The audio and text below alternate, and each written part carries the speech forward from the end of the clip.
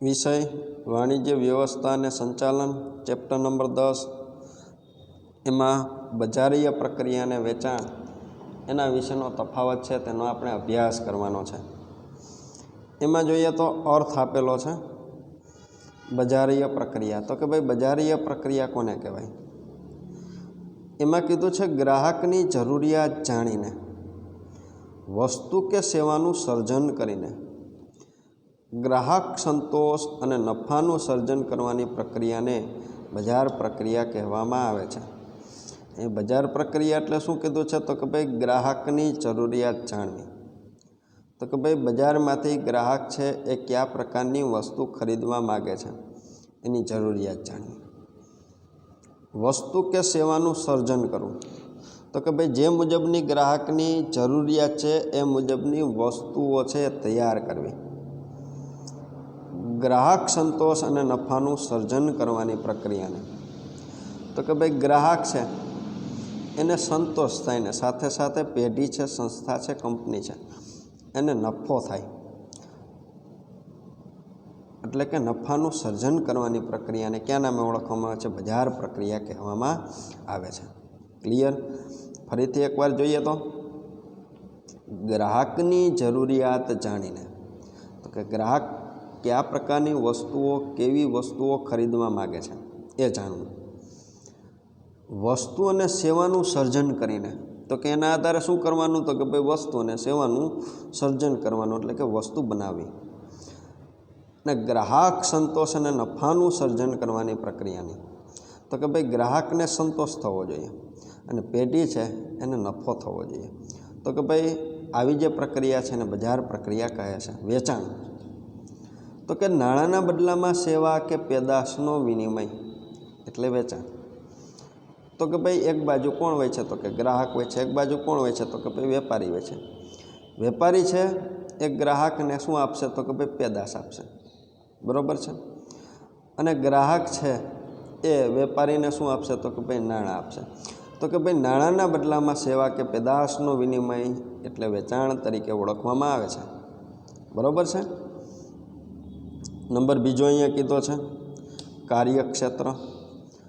તો એમાં આપણે કીધું છે તો કે ભાઈ ઘણું જ વ્યાપક કાર્યક્ષેત્ર છે.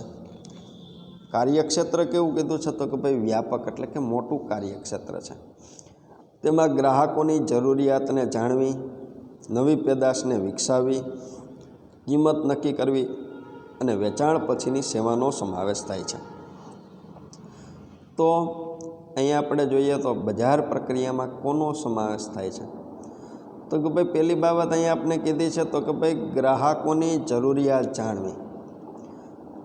ગ્રાહક છે તેને કઈ પ્રકારની જરૂરિયાત છે એને જાણવી. નવી પેદાશ વિકસાવવી. તો કે ભાઈ એના આધારે નવી પ્રોડક્ટ છે, પેદાશ છે એ તૈયાર કરવી. પછી તો કે ભાઈ કિંમત નિર્ધારણ એટલે કે કિંમત નક્કી કરવી. અને વેચાણ પછીની સેવાઓ. વેચાણ પછીની સેવાઓ એટલે કે શું? તો કે ભાઈ સર્વિસ આપવી. બરાબર છે? આ બધી બાબતોનો આની અંદર સમાવેશ કરવામાં આવે છે. વેચાણની અંદર આપણે કીધું છે કાર્યક્ષેત્ર સીમિત છે. કઈ રીતે સીમિત છે? તો કે ભાઈ તેમાં માલની માલિકી વેચાણકર્તા પાસેથી ગ્રાહક પાસે સોંપવાની ક્રિયાનો સમાવેશ થાય છે. અહીંયા માલની માલિકી છે એ વેચાણકર્તા પાસેથી લેવાની છે અને કોને સોંપી દેવાની છે? તો કે ભાઈ ગ્રાહકને. આ જે ક્રિયા છે એને કયા નામે ઓળખવામાં આવે છે? તો કે એને વેચાણ તરીકે ઓળખવામાં આવે છે. બરાબર છે? નંબર ત્રીજો કીધો છે ઉદ્દેશ એટલે કે હેતુ. એમાં તો કે ભાઈ એ બજારીય પ્રક્રિયા છે તેનો હેતુ શું છે? એનો ઉદ્દેશ શું છે? તો કે ગ્રાહકોને સંતોષ આપી નફો મેળવવાનો છે. તો કે ભાઈ ગ્રાહકોને સંતોષ ક્યારે મળશે? તો અગાઉ આપણે જોયું હતું એમ. તો કે ભાઈ એના માટે ગ્રાહકોની જરૂરિયાત જાણવી પડશે. એ જરૂરિયાતને આધારે પેદાશો છે તે વિકસાવવી પડશે. એના આધારે કિંમત છે તે નક્કી કરવી પડશે. બરાબર છે? અને વસ્તુના વેચાણ પછી ગ્રાહકોને વેચાણ પછીની સેવા એટલે કે સર્વિસ છે તે પૂરી પાડવી પડશે. એટલે અહીંયા શું કીધું તો કે ગ્રાહકોને સંતોષ આપી નફો મેળવવાનો છે. વેચાણની અંદર શું કીધું? માલ કે સેવાના વેચાણ દ્વારા નફો મેળવવાનો છે. બરાબર છે. તો કે બેયની અંદર મુખ્ય હેતુ શું કીધો છે? તો કે ભાઈ નફો મેળવો. પણ અહીંયા તો કે ગ્રાહકને સંતોષ આપીને, અને અહીંયા શું કીધું છે? તો કે ભાઈ વેચાણની અંદર મુખ્ય બાબત શું થશે? તો કે ભાઈ નફો મેળવવાની વાત તો થશે જ, પણ માલ કે સેવાના વેચાણથી નફો પ્રાપ્ત કરવાનો થશે. બરાબર છે, એનો ઉદ્દેશ છે. નંબર 4 કીધું છે પક્ષકારો. એમાં તો કે ભાઈ બજારીય પ્રક્રિયામાં માલ પૂરો પાડનાર, વેચાણ વિતરણમાં સામેલ મધ્યસ્થીઓ, ગ્રાહકો જેવા અનેક પક્ષકારોનો સમાવેશ થાય છે. તો કે ભાઈ બજારીય પ્રક્રિયામાં સમાવેશ કોનો થાય છે? તો કે એક તો માલ પૂરો પાડનાર જે વ્યક્તિઓ છે, ઉત્પાદકો છે, એનો સમાવેશ થાય છે. પછી તો કે ભાઈ વેચાણ વિતરણમાં સામેલ મધ્યસ્થીઓ. તો કે ભાઈ કોણ મધ્યસ્થીઓ હોય? તો કે ભાઈ જથ્થાબંધ વેપારી હોય, પછી તો કે ભાઈ છૂટક વેપારી હોય, પછી તો કે ભાઈ એજન્ટ હોય. આ બધાનો મધ્યસ્થીની અંદર સમાવેશ થાય છે. અને ગ્રાહકો, બરાબર, તો કે આવા અનેક પક્ષકારોનો આની અંદર સમાવેશ થાય છે. અને વેચાણની અંદર કીધું છે તો કે ભાઈ 2 જ પક્ષકારો છે. ક્યાં 2 પક્ષકાર? તો કે એક તો ખરીદનાર છે અને બીજો કોણ કીધું? તો કે વેચનાર. આમ 2 જ પક્ષકારોનો સમાવેશ થાય છે. નંબર અહીંયા 5મો આપને કીધો છે એમાં તો કે શરૂઆત અને અંત. તો કે ભાઈ બજારીય પ્રક્રિયાનું કાર્ય બજાર સંશોધનથી શરૂ થઈને તે પેદાશના વેચાણ પછીની સેવા સુધી ચાલુ રહે છે. અહીંયા બજારીય પ્રક્રિયાનું કાર્ય છે એ બજાર સંશોધનથી શરૂ થાય છે અને પેદાશના વેચાણ પછીની સેવા સુધી, એટલે કે ભાઈ વસ્તુનું વેચાણ કરેલું છે, બરાબર છે, ગ્રાહકોએ વસ્તુની ખરીદી કરેલી છે. હવે એણે જે વસ્તુની ખરીદી કરેલી છે એનો ઉપયોગ કઈ રીતે કરવો એ માટેનું નિર્દેશન કરાવવા માટે જે તે ઉત્પાદક છે, એના માણસો છે, જે તે ગ્રાહક સુધી પહોંચે છે અને એનું નિર્દેશન કરાવે છે. બરાબર છે. તો આવી રીતે શરૂઆતથી અંત સુધી બજારીય પ્રક્રિયાની અંદર કામગીરી છે એ શરૂ જોવા મળે છે. અહીંયા આપણે વેચાણની અંદર કીધું છે તો કે ભાઈ ઉત્પાદનના કાર્ય પછી વેચાણ શરૂ થાય છે. તો કે ભાઈ વેચાણનું કાર્ય ક્યારે શરૂ થાય? તો કે ભાઈ જ્યારે માલનું ઉત્પાદન થયું હોય ત્યાર પછી જ વેચાણની શરૂઆત થાય. અને માલ કે સેવાના વેચાણ સાથે જ શું થઈ જાય છે? તો કે ભાઈ એ પ્રક્રિયા છે, એની કામગીરી છે એ પૂર્ણ થઈ જાય છે. બરાબર.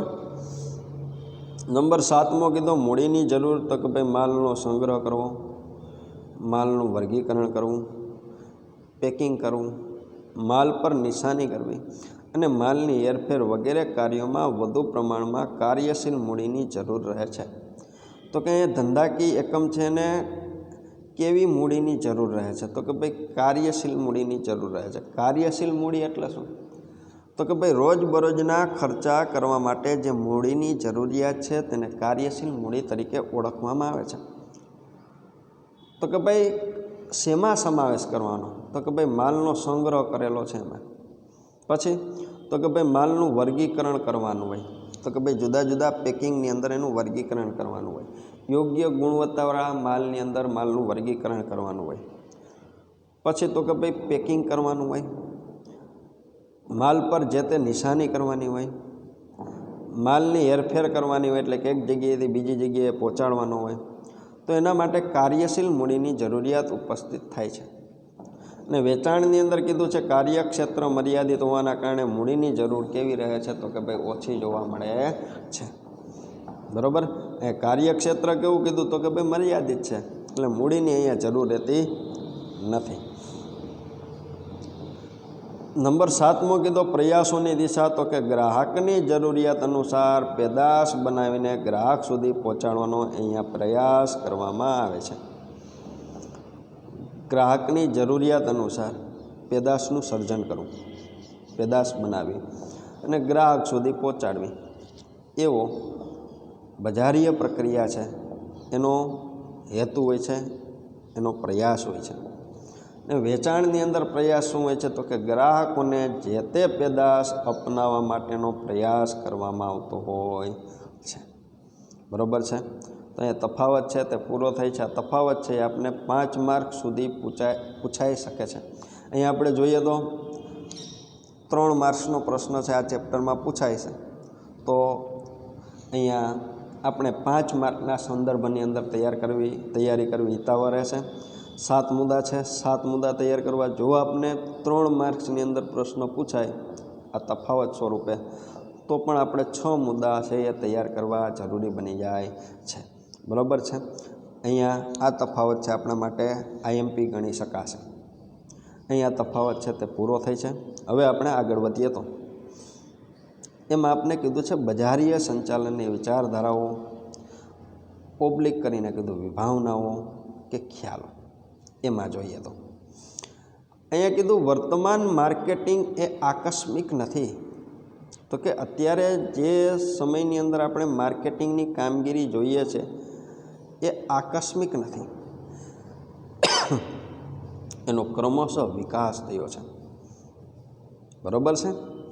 તો કે ભાઈ આજે આપણે જે માર્કેટિંગ જોઈએ છે એ આજના સમયની અંદર તરત જ માર્કેટિંગ આવી ગયું છે તેવું કહી શકાતું નથી. સમય સંજોગો પરિસ્થિતિ મુજબ એની અંદર વિકાસ થયો છે. માર્કેટિંગ એ ગ્રાહકોની ઈચ્છાઓ જરૂરિયાતો પૂરી કરવાની સઘન પ્રવૃત્તિ છે, બરાબર છે.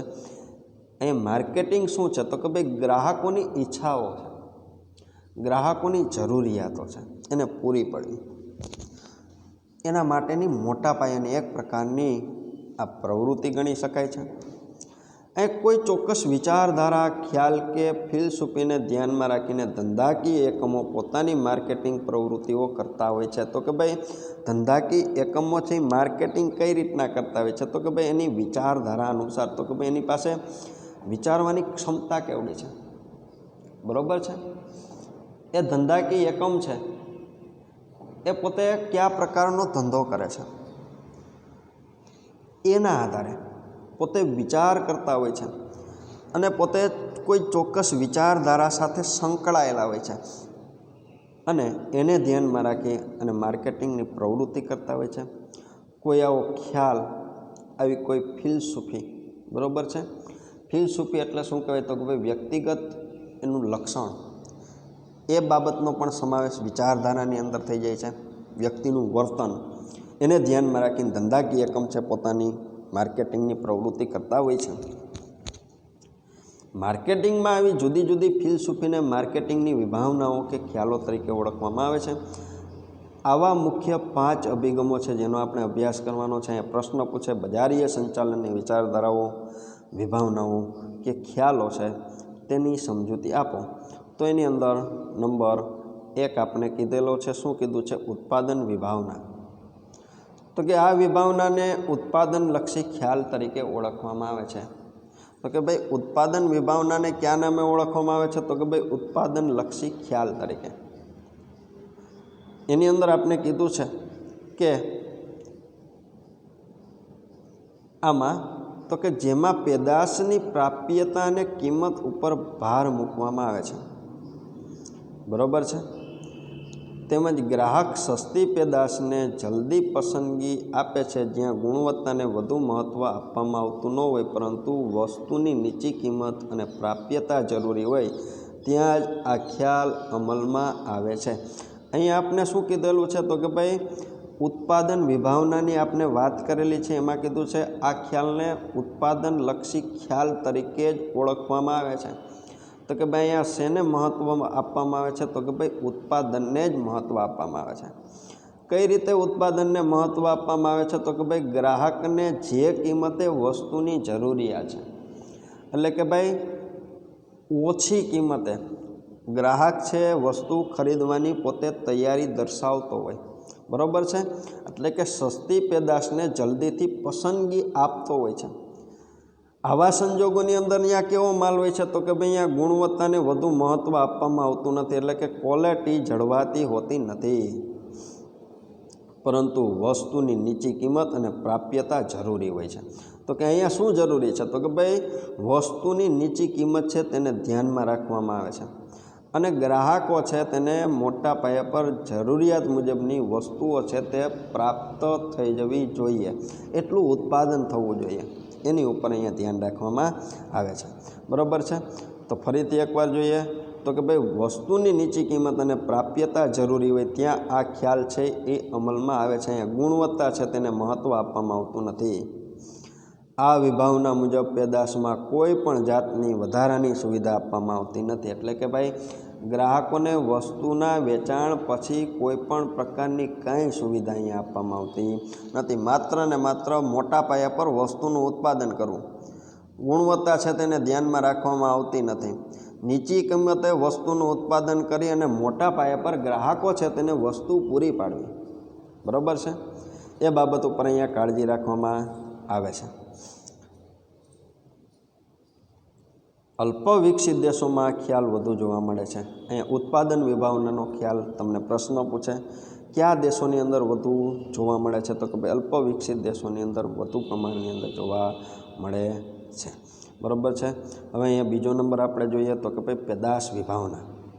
તો એની અંદર આપણે જોઈએ તો એવું કીધું છે, પેદાશ વિભાવનામાં પેદાશની ગુણવત્તા ઉપર ભાર મૂકવામાં આવે છે. ઉત્પાદનની અંદર શું હતું? તો કે ભાઈ ઉત્પાદન ઉપર ધ્યાન રાખવામાં આવતું હતું, ગુણવત્તા ઉપર ધ્યાન રાખવામાં આવતું નહોતું. એટલે કે ક્વોલિટી ઉપર ધ્યાન રાખવામાં નહોતું આવતું. ને અહીંયા પેદાશની અંદર તો કે ભાઈ ગુણવત્તા ઉપર જ ધ્યાન રાખવામાં આવે છે, ભાર મૂકવામાં આવે છે.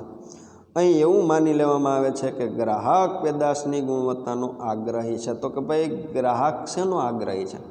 તો કે એને મોટા પાયા પર વસ્તુ નથી જોતી, મોટા જથ્થામાં વસ્તુ નથી જોતી, પણ એને શું જોતી છે? તો કે ભાઈ જે વસ્તુ જોતી છે એની ગુણવત્તા હોવી જરૂરી છે, પરંતુ તે ગ્રાહકની જરૂરિયાત, પસંદગી વગેરેને ધ્યાનમાં લેતો નથી.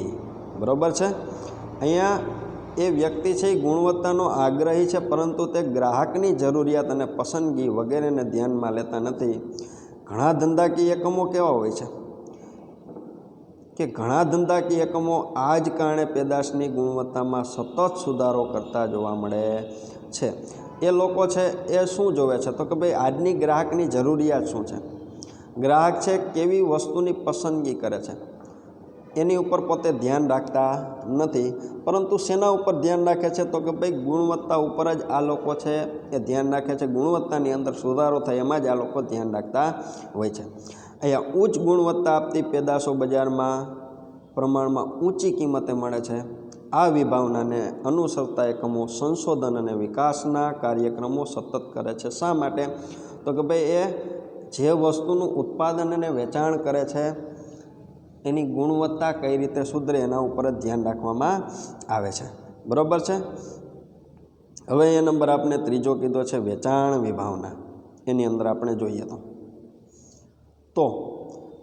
તો કે ભાઈ આ વિભાવનાને વેચાણલક્ષી ખ્યાલ તરીકે ઓળખવામાં આવે છે. વેચાણ વિભાવનાને કયા નામે ઓળખવામાં આવે? તો વેચાણલક્ષી ખ્યાલ તરીકે ઓળખવામાં આવે છે, જેમાં વેચાણની પ્રક્રિયા ઉપર ભાર મૂકવામાં આવે છે. કઈ પ્રક્રિયા ઉપર? તો કે ભાઈ વેચાણની પ્રક્રિયા. બરાબર છે. ગ્રાહકોને આકર્ષવા અને પેદાશ ખરીદવાનો સીધો કે આડકતરો અનુરોધ કરવામાં આવે છે. તો કે અહીંયા શું છે? તો કે ભાઈ વેચાણ વધે કેમ? બરાબર છે. તો વેચાણ ક્યારે વધશે? તો કે ભાઈ એના માટે ગ્રાહકોને આકર્ષવા પડશે, એના માટે પેદાશ ખરીદવાનો સીધો એટલે કે પ્રત્યક્ષ કે આડકતરો તો કે ભાઈ ગ્રાહકો પાસે જઈ અથવા તો જાહેરાતના માધ્યમથી ગ્રાહકોને અનુરોધ કરવામાં આવે છે કે ભાઈ વસ્તુની ખરીદી કરો. એકમો આક્રમક વેચાણની પદ્ધતિઓ અપનાવે છે. તો કે ભાઈ એકમો કેવી પદ્ધતિઓ અપનાવે છે? તો કે ભાઈ આક્રમક, મોટા પાયા પર જે વસ્તુનું ઉત્પાદન કરે છે એની જાહેરાત માટેના મોટા પાયા પરના પ્રયાસો કરે છે. તેમજ અસરકારક જાહેરાત ઝુંબેશ, વ્યક્તિગત વેચાણ અને વેચાણ વૃદ્ધિના સાધનોનો ઉપયોગ કરવામાં આવે છે. તો કે ભાઈ અહીંયા કઈ કઈ બાબતો છે તેનો ઉપયોગ કરી અને વેચાણ વધારવામાં આવે છે? તો કે ભાઈ અસરકારક જાહેરાત,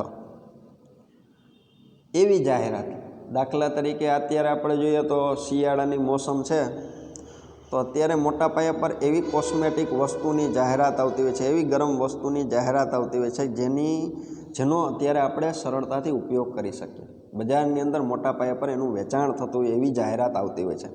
એ બાબતને શું કહેવાય તો કે અસરકારક જાહેરાત કહેવામાં આવે છે. પછી તો કે ભાઈ વ્યક્તિગત વેચાણ એટલે કે ડોર ટુ ડોર જઈને વેચાણ. પછી તો કે વેચાણ વૃદ્ધિના સાધનોનો ઉપયોગ કરવામાં આવે તો કે ભાઈ વસ્તુ જે વેચવી છે એની અંદર વધારો કેમ થાય તો એના માટે જુદી જુદી સ્કીમ આપવામાં આવે, એના માટે જુદી જુદી યોજનાઓ બહાર પાડવામાં આવે. અહીં વેચાણકર્તાઓ દ્વારા માલની માંગ ઊભી કરવાના પ્રયત્નો કરવામાં આવતા હોય છે. બરાબર છે. અને વેચાણ વૃદ્ધિના પ્રયત્નો વગર ગ્રાહકોનો પૂરતો પ્રતિભાવ મળી શકતો નથી. તો કે ભાઈ વેચાણની અંદર વધારો કેમ થાય એના પ્રયત્નો વગર ગ્રાહકોનો પૂરતો પ્રતિભાવ છે એ ધંધાકીય એકમને પ્રાપ્ય બનતો નથી. એ ગ્રાહકોની જરૂરિયાત ઉપર પૂરતું ધ્યાન આપવામાં આવતું નથી, પરંતુ માલને રોકડમાં રૂપાંતરિત કરવાના બધા જ પ્રયાસો કરવામાં આવે છે. એ ગ્રાહકની જરૂરિયાત કેવી છે એના ઉપર ધ્યાન આપવામાં નથી આવતું, પણ શેની ઉપર ધ્યાન આપવામાં આવે છે તો કે ભાઈ જે માલની ખરીદી ગ્રાહકો કરે છે, જે માલનું ઉત્પાદન કરેલું છે એને ગ્રાહકો પાસે ઝડપથી પહોંચાડવી અને રોકડની અંદર રૂપાંતરિત કરવું, એટલે કે ભાઈ માલનું રોકડ રકમની અંદર રૂપાંતર થવું જોઈએ, એની ઉપર અહીંયા ધ્યાન રાખવામાં આવે છે. ગ્રાહકોના સંતોષને આ ખ્યાલ ધ્યાનમાં લેતું નથી. બરાબર છે. પેલું શું હતું તો કે ભાઈ ઉત્પાદન વિભાવના, એની અંદર શું હતું તો કે ભાઈ ઉત્પાદન ઉપર જ ધ્યાન રાખવામાં આવતું હતું, ગુણવત્તા ઉપર નહીં. પેદાશ વિભાવનાની અંદર શું હતું તો કે ભાઈ અહીંયા ગુણવત્તા ઉપર ધ્યાન આપવામાં આવતું હતું. અને વેચાણ વિભાવનાની અંદર તો કે ભાઈ માત્ર ને માત્ર વેચાણ ઉપર જ ધ્યાન રાખવામાં આવે છે. હવે નંબર અહીંયા ચોથો આપને કીધો છે બજારીય વિભાવના.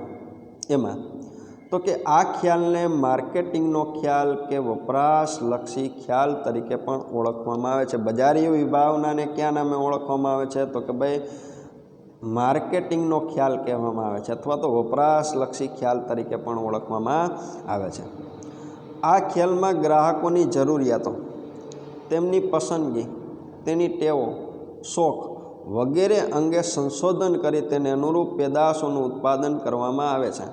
તો કે ભાઈ અહીંયા ગ્રાહકોને કેવી વસ્તુની જરૂરિયાત છે, બજારમાંથી ગ્રાહકો કેવી વસ્તુની પસંદગી કરે છે, ગ્રાહકોની ટેવ કેવી છે, ગ્રાહકોનો શોખ કેવો છે, એવું સંશોધન કરવામાં આવે છે અને એને અનુરૂપ પેદાશનું ઉત્પાદન કરવામાં આવે છે, એટલે કે એવી વસ્તુનું સર્જન કરવામાં આવે છે. એ ગ્રાહક બજારનો રાજા છે. બરાબર છે. તે અનુભૂતિ સાથે દરેક પ્રવૃત્તિ ગ્રાહક કેન્દ્રિત હોય છે. તો કે ભાઈ અહીંયા જે પ્રવૃત્તિ કરવામાં આવે છે, અહીં જે કામગીરી કરવામાં આવે છે એ કોના સંદર્ભમાં કરવામાં આવે છે, કોને અનુલક્ષીને કરવામાં આવે છે તો કે ગ્રાહકને અનુલક્ષીને કરવામાં આવે છે. શા માટે તો કે જે વસ્તુનું ઉત્પાદન થયેલું છે એ તમામે તમામ વસ્તુ છે એનો ઉપયોગ કરતો જો કોઈ વ્યક્તિ હોય તો કોણ છે તો કે ભાઈ ગ્રાહક છે. બરાબર છે. અને તેના આધારે જ માર્કેટિંગ અંગેની નીતિ નક્કી કરવામાં આવતી હોય છે. અહીંયા હરીફો કરતાં વધુ અસરકારક અને કાર્યક્ષમ રીતે પોતાની પેદાશો પહોંચાડવાનું અને ગ્રાહકને સંતોષ આપવાનું લક્ષ્ય આ ખ્યાલમાં હોય છે.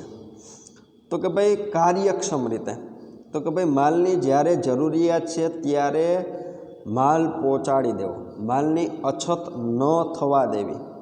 તો કે ભાઈ કાર્યક્ષમ રીતે માલને ગ્રાહક સુધી પહોંચાડવો અને ગ્રાહકોને સંતોષ આપવાનું લક્ષ્ય આ ખ્યાલની અંદર હોય છે. એ ઉપરના ખ્યાલો કરતાં માર્કેટિંગ વિભાવના વધુ આધુનિક ખ્યાલ છે. તો કે ભાઈ અહીંયા ઉપરના જે ખ્યાલો હતા, બરાબર છે, ઉત્પાદનનો ખ્યાલ હોય, પેદાશનો ખ્યાલ હોય કે માર્કેટિંગનો જે ખ્યાલ છે એ ઉપરના જે ખ્યાલો છે એના કરતાં કેવો કીધો છે તો કે ભાઈ વધુ આધુનિક છે એ ગણવામાં આવે છે. જેમ એકમને, ગ્રાહકને અને સમાજને ફાયદો થાય છે,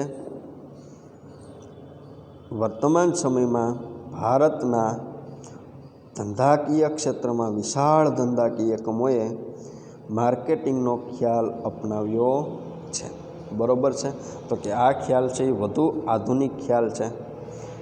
બરાબર છે. એની પાછળનું કારણ શું છે તો કે ભાઈ ઉપરના જે ખ્યાલો હતા क्या क्या ख्यालो था? तो कि भाई उत्पादनનો ખ્યાલ હતો, પેદાશનો ખ્યાલ હતો, વેચાણનો ખ્યાલ હતો, એના કરતાં માર્કેટિંગનો ખ્યાલ છે તેને અહીંયા શ્રેષ્ઠ ગણવામાં આવે છે અને આધુનિક ખ્યાલ ગણવામાં આવે છે. બરાબર છે. નંબર અહીંયા આપણે 5મો કીધો છે, એમાં કીધું છે સામાજિક વિભાવના. એમાં તો કે ભાઈ આને સમાજલક્ષી વિભાવના તરીકે પણ ઓળખવામાં આવે છે. સામાજિક વિભાવનાને ક્યાં નામે ઓળખવામાં આવે છે? તો કે ભાઈ અહીંયા સમાજલક્ષી વિભાવના તરીકે ઓળખવામાં આવે છે. એ ગ્રાહકની જરૂરિયાતને પ્રાધાન્ય આપવાના કારણે બજારીય વિભાવનાની ઘણી ટીકાઓ થઈ. અહીંયા ગ્રાહકની જરૂરિયાત છે, બરાબર છે. અહીંયા આપણે કીધું છે ગ્રાહકની જરૂરિયાતને પ્રાધાન્ય આપવાના કારણે બજારીય વિભાવનાની ઘણી ટીકાઓ થઈ. બરાબર છે. તો કે આ જે વિભાવના છે, આ જે ખ્યાલ છે, બજારની અંદર ટીકાઓ થઈ, એની પાછળનું કારણ શું? તો કે ભાઈ ગ્રાહકની જરૂરિયાતને પ્રાધાન્ય આપે છે, જેના પરિણામે શું થાય? તો કે ભાઈ એ મુજબની વસ્તુઓ છે તેનું સર્જન કરવાનું અહીંયા થાય છે. આગળ આપણે જોઈએ તો માર્કેટિંગના ખ્યાલમાં ગ્રાહકની જરૂરિયાતો જાણી તેને સંતોષવાનો પ્રયત્ન કરવામાં આવે છે. તો કે આ ખ્યાલની અંદર શું થાય છે? તો કે ભાઈ ગ્રાહકની જરૂરિયાત શું છે એને જાણવી, બરાબર છે, અને ગ્રાહકને સંતોષ મળે એવો અહીંયા પ્રયત્ન કરવામાં આવે છે. પરંતુ તેનાથી ગ્રાહકનું, સમાજનું અને રાષ્ટ્રનું લાંબા ગાળાનું હિત છે એ જોખમાતું જોવા મળે છે. અહીંયા શું થાય? તો કે ભાઈ ગ્રાહકને મોટા પાયા પર સંતોષવાનો પ્રયત્ન કરવામાં આવશે તો શું થાય? તો કે ભાઈ ગ્રાહક છે એનું હિત જોખમાશે, સમાજ છે તેનું હિત જોખમાશે અને રાષ્ટ્ર છે તેનું હિત પણ જોખમાશે. કઈ રીતે જોખમાશે? તો કે ભાઈ ગ્રાહકની જરૂરિયાતો સંતોષવા માટે આપણે કુદરતી સાધનોનો મોટા પાયા પર ઉપયોગ કરશું, એટલે એનો અહીંયા શું થશે? તો કે ભાઈ બગાડ થશે, જેના પરિણામે અહીંયા પર્યાવરણનું જતન આપણે કરી શકવાના નથી. જેથી શું થશે? તો કે ભાઈ ગ્રાહક હશે, સમાજ હશે, રાષ્ટ્ર હશે, એનું લાંબા ગાળાનું હિત છે તે જોખમાતું જોવા મળશે. આ વિભાવના મુજબ દરેક ધંધાકીય એકમે બજારીય સંચાલનના કાર્યો કેવી રીતે કરવા જોઈએ કે જેથી ગ્રાહકની જરૂરિયાત સંતોષાય અને પર્યાવરણને ઓછામાં ઓછું નુકસાન થાય. જેથી ઘણા એકમોએ પેકિંગમાં પ્લાસ્ટિકનો ઉપયોગ ઓછો કર્યો છે. તો કે ભાઈ અહીંયા ગ્રાહક છે એને વસ્તુ પણ પૂરી પાડવી છે, એની જરૂરિયાતો સંતોષાય એવા પ્રયત્નો પણ અહીંયા કરવામાં આવ્યા છે. તો કે એના માટે શું કર્યું છે? તો કે ભાઈ પર્યાવરણને ઓછામાં ઓછું નુકસાન થાય જેથી પેકિંગની અંદર પ્લાસ્ટિકનો ઉપયોગ ઓછો કર્યો છે અને ઉત્પાદનની પ્રક્રિયામાં ઝેરી વાયુઓનું પ્રમાણ બને તેટલું ઓછું રાખવાનો અહીંયા પ્રયાસ કરવામાં આવે છે. જેથી શું થઈ શકે? તો કે ભાઈ જેના પરિણામે શું થાય? તો કે ભાઈ જે તે વસ્તુઓને ગ્રાહકો સુધી પહોંચાડી શકાય અને સાથે પર્યાવરણને પણ ઓછું નુકસાન પહોંચાડી શકાય અને ભાવિ પેઢી છે, બરાબર છે, એને પણ આપણે સારું વાતાવરણ છે એ આપણે ભેટની અંદર આપી શકીએ. ગ્રાહકોને તૈયાર ખોરાક મળે છે પણ શરીરને હાનિકારક ન હોય તો પૌષ્ટિક અને શુદ્ધ હોય તે પ્રકારની વિચારધારા પ્રસરતી જાય છે. તો કે આજના સમયની અંદર કઈ બાબત જોવા મળે છે? તો કે ભાઈ વ્યક્તિ છે એ પૌષ્ટિક આહાર તરફ વળ્યો છે, શુદ્ધ આહાર તરફ મળ્યો છે. આને નિયંત્રિત કરવા કેટલાક રાજ્યોએ ફેટ ટેક્સ પણ દાખલ કર્યો છે. તો કે ભાઈ જે એવા એકમો છે જે પર્યાવરણને દૂષિત કરે છે, બરાબર છે, એને રોકવા માટે સરકાર દ્વારા ફેટ ટેક્સનો કાયદો પણ લાગુ પાડેલો છે. તેવી જ રીતે વાતાવરણમાં ઝેરી વાયુનું ઓછું પ્રદૂષણ થાય, અવાજનું પ્રદૂષણ ઓછું થાય તેવા ખ્યાલ પણ અસ્તિત્વમાં આવ્યા છે, બરાબર છે. અહીંયા સામાજિક વિભાવનાઓ છે તે પૂરી થાય છે. આ પ્રશ્ન છે વધુમાં વધુ આપણે 3 માર્ક્સની અંદર પૂછી શકાય. હવે અહીંયા આપણે જોઈએ તો અગાઉ આપણે જે વિભાવનાઓ જોયેલ છે એ આપણે અહીંયા 2 માર્ક્સની અંદર પણ પૂછાઈ શકે. શું પૂછાઈ શકે? તો કે ભાઈ ઉત્પાદન વિભાવના છે એ તમને 2 માર્ક્સની અંદર પૂછાઈ શકે. પછી શું કીધું છે? તો કે ભાઈ પેદાશ વિભાવના છે એ પણ તમને 2 માર્ક્સની અંદર પૂછાઈ શકે. તો કે ભાઈ ઉત્પાદન વિભાવના છે તેમાં કઈ બાબત ઉપર ધ્યાન રાખવામાં આવે છે? તો કે ભાઈ ઉત્પાદન ઉપર ધ્યાન રાખવામાં આવે છે, ગુણવત્તા ઉપર ધ્યાન રાખવામાં આવતું નથી. અને પેદાશ વિભાવના છે એમાં કઈ બાબત ઉપર ધ્યાન રાખવામાં આવે છે? તો કે ભાઈ પેદાશની ગુણવત્તા ઉપર ધ્યાન રાખવામાં આવે છે, બરાબર છે. ત્રીજો નંબર આપણે કીધું છે વેચાણ વિભાવના. એની અંદર માત્ર ને માત્ર વેચાણ વધે એની ઉપર ધ્યાન રાખવામાં આવે છે, ગુણવત્તા ઉપર ધ્યાન રાખવામાં આવતું નથી. એ પણ તમને 2 માર્ક્સની અંદર પૂછાઈ શકે છે અને 3 માર્ક્સની અંદર પણ પૂછાઈ શકે છે. હવે એ જ રીતના બજારીય વિભાવનાની વાત કરી તો કે ભાઈ આ જે ખ્યાલ છે બજારીય વિભાવના, માર્કેટિંગ કોન્સેપ્ટ, એ કેવો ખ્યાલ ગણવામાં આવે છે? તો કે ભાઈ આધુનિક ખ્યાલ ગણવામાં આવે છે. આ પણ તમને 2 માર્ક્સની અંદર પૂછાઈ શકે અથવા તો 3 માર્ક્સની અંદર પૂછાઈ શકે છે, બરાબર છે. પછી અહીંયા નંબર આપણે 5મો કીધો છે સામાજિક વિભાવના. તો કે ભાઈ વસ્તુનું એવી રીતનું અને એવું ઉત્પાદન કરવું જેથી ગ્રાહકોની જરૂરિયાત સંતોષાઈ શકે અને સાથે સાથે પર્યાવરણ છે એને ઓછામાં ઓછું નુકસાન થાય એવા પ્રયત્ન છે એ કરવા જરૂરી બની જાય છે. તો અહીંયા આ મુદ્દો પણ આપણે 3 માર્ક્સ અથવા 5 માર્ક્સની અંદર પૂછાઈ શકે છે, બરાબર છે.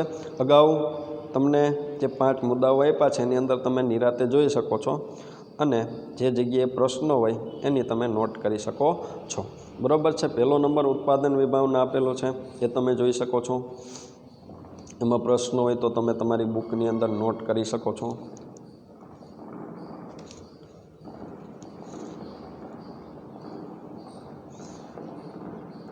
બે અથવા 3 માર્કની અંદર પૂછી શકાય એ રીતે તમારે તૈયારી કરવાની રહેશે. બીજો કીધો છે પેદાશ વિભાવના અને વેચાણ વિભાવના, એ તમે પણ જોઈ શકો છો. એની અંદર જે જગ્યાએ તમને પ્રશ્ન હોય એની તમે નોંધ કરી શકો છો.